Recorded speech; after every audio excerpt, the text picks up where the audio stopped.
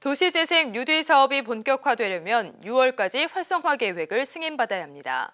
이를 위해 군산시가 중앙동을 대상으로 공청회를 열었습니다.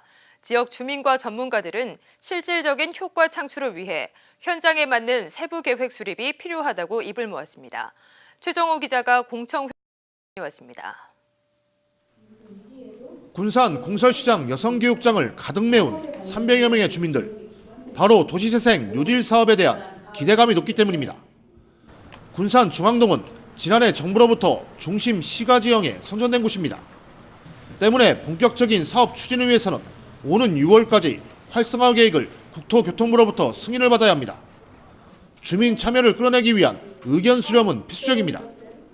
이 자리에서 주민들은 현재 군산시가 수립한 도시재생 사업을 보완해 줄 것을 요구했습니다. 14,000평에 달하는 한화 부지의 경우 자칫 잘못 활용할 경우 도시재생 부실화를 초래할 것이라고 우려했습니다.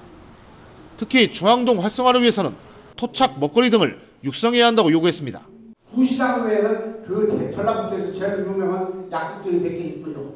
나름대로 해서 거기서 좀 공간 비어있는 공간들이 많은데 굳이 한화의 부지를 우리가 선점을 해서 돈을 주고 사서 거기다 투자하는 것보다는 현재 있는 공간을 역사발전공간으로 같이 연계해서 이용해 주셨습니다. 아울러 관광 활성화를 위해서 째보선창 복원을 요구하기도 했습니다.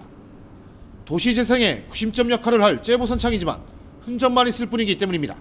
째보선창 같은 경우는 옛 모습 그대로 100% 살리지는 못할 만큼 근접해서 깃발붙이라고 살리는 것만이 저희 중앙동이 살 수 있는 길이에요.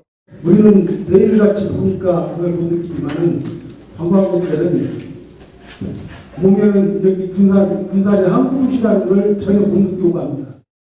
전문가들의 시각도 주민들과 일맥상통했습니다. 가장 시급한 해결 과제로는 사업 주체별 권리 관계를 정리해야 한다는 지적입니다. 실제로 중앙동은 도시 재생에 있어 폐철도와 비어있는 대형 냉동창고 등을 활용해야 하지만 수협과 코레일, 한국성급 등 소유주가 다양합니다.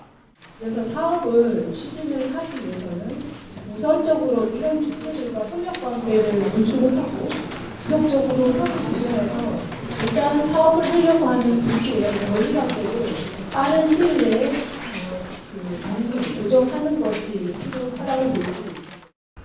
여기에 중앙동은 쇠퇴가 심각한 지역으로 빈 건물 활용과 숙박시설 확충 등 체류 인구 증가 방안을 수립해야 합니다.